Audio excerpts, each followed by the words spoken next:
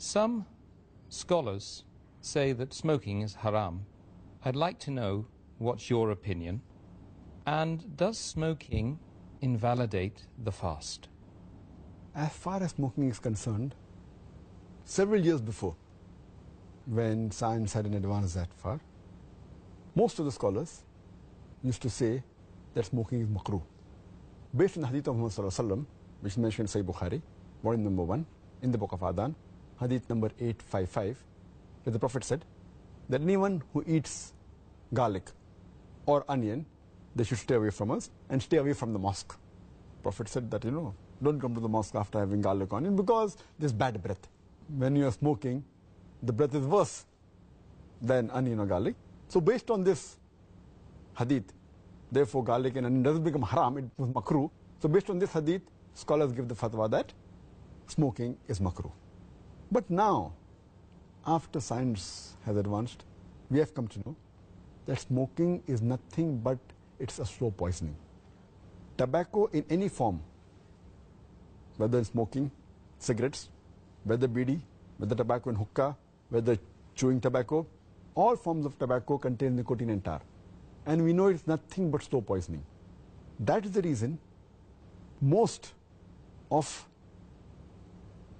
the non-Muslims also, they agree that smoking is haram. Not only the Muslim world, even the non-Muslims. That is the reason they put a statutory warning on the cigarette packs. They put a statutory warning saying cigarette smoking is injurious to health. Or in some countries it mentioned general surgeon's warning or surgeon general's warning. Smoking is injurious to health. And anyone gives an ad, whether in newspaper, in the magazine or television, it is compulsory that they have to highlight the statement, smoking is injurious to health. So I'm not talking about the Muslim world, even the non-Muslim world agrees that smoking is nothing but slow poisoning. And today, according to statistics, the World Health Organization says that every year more than 4 million people die only because of smoking. And if you count the other forms of tobacco, it will be much more.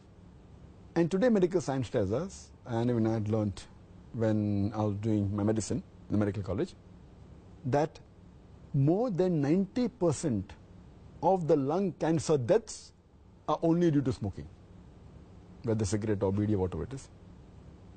25% of the cardiovascular deaths are only because of smoking. 70 to 75% of bronchitis and related deaths are only because of smoking. Smoking is nothing but slow poisoning. It blackens your lips, blackens your gums, your fingertips, it damages your lips, it damages your esophagus, it damages your stomach, and it can cause constipation, it can cause loss of appetite, it can cause loss of libido, your sexual power gets suppressed, it can cause immunity to the drugs you take, and it reduces the defense of your body. And you can only give a talk on why smoking is haram, and I've given a talk on dietary laws in Islam, and I've covered this topic in detail. Time doesn't permit me here. But based on all these various research, there are today more than 400 fatwas. The majority of the scholars, they agree that smoking is haram, and all form of tobacco is haram. There may be certain scholars of certain countries, including this country where I come from, India, they say it is makruh yet. But most of the scholars, otherwise, throughout the world, majority of them, they agree that smoking is haram. Allah says in the Quran, in Surah Araf, chapter number 7, verse number 157, that you follow the Prophet, the unlettered Prophet who is mentioned in your law and scriptures. And further it says that this Prophet asks you to do things which are good for you, tayyib for you. So take what he gives it to you, what is lawful and good. And he prohibits things which are khabis, things which are unlawful, things which are bad for you. So what a Prophet gives, what he gives you which is good, take, and he prohibits you things which are khabis, unlawful, you have to abstain from it. This is the law. And Allah says in the Quran, in Surah Baqarah, chapter number 2, verse number 195, make not your own hands the cause of your own destruction, indicating that do not kill your own self. Because smoking is nothing but slow poisoning, it comes under this category, something like suicide. Slow poisoning, every puff you take, you reduce your life. So based on this, there are more than 400 fatwas saying that smoking is haram. And furthermore, this is one of the major reasons why it's haram. Furthermore, Allah says in the Quran, in Surah Araf, chapter number 7, verse number 31. Eat and drink, but do not be extravagant. Allah says in Surah Isra, chapter number 17, verse number 27, that do not be extravagant, do not be a spendthrift. For verily, a person who is a spendthrift is a brother of the Satan, is a brother of the devil. And we know that when we smoke, it's nothing but extravagance. It's nothing but taking a pound note or a few pounds, or taking a dollar note, the green dollar bill, or a pound, and lighting up with fire. When we smoke, when we light the cigarette, it's nothing but burning money, whether it be rupees, whether it be dollars, whether it be pounds, whether it be riyals. It's nothing but extravagance, which is haram in Islam. And you can give a list of reasons why it's haram. But just to cut it short, one more reason, that you cannot harm your own neighbor. You cannot harm your own brother. And in smoking, when you exhale out the smoke, it causes more damage to your neighbor. Passive smoking is more dangerous than active smoking. And the person who smokes, when he exhales out, if the person who's a neighbor inhales the smoke, it causes more damage to him than the person who smokes. That's the reason many countries like Singapore, etc., they've banned smoking in public places. In your personal house, you can do it. In public places, in government places, smoking has been banned. So based on this, it's haram. So smoking is haram.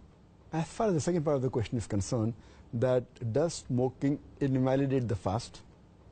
Normally when a person smokes, the smoke goes into the lung, but there are some other particles also that go into the stomach. So when you smoke, besides the smoke going into the lungs, it also goes into the stomach, and there are some particles, there are some residual things. So all the scholars unanimously agree that smoking does break the fast. It invalidates the fast. So when you are smoking, besides a person breaking the fast, he's even doing a sin, and that reduces the reward.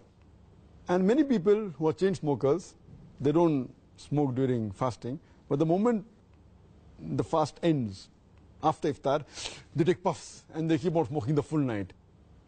And astaghfirullah, this again defeats the purpose of fasting, increasing the taqwa.